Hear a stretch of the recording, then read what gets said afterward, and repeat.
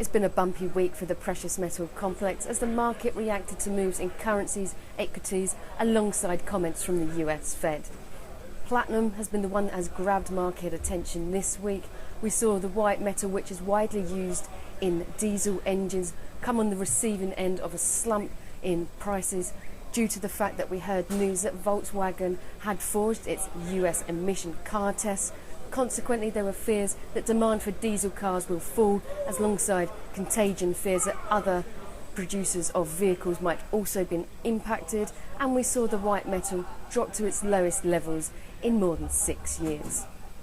Since then, we have seen a marginal recovery. However, sentiment does remain weak and is seeing little change on the start of the week's sessions. Moving then on to gold as well, this has seen a fairly volatile week's trading as it's reacted to currency movements. Start of the week had been a bit of a hard slog. We saw a strengthening US dollar. At one point it hit a 2-week high.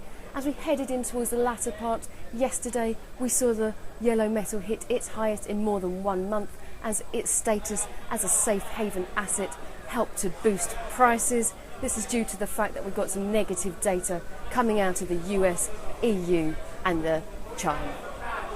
However, failed to enjoy these levels for very long. Last night we had a statement from the US Fed Chair, Janet Yellen, and she said that it was likely that the Fed will increase interest rates by the end of the year.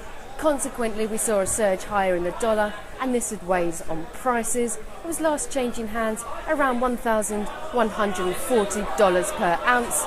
Still off its lows that we saw earlier this week, however, when it was trading at just $1,121 per ounce.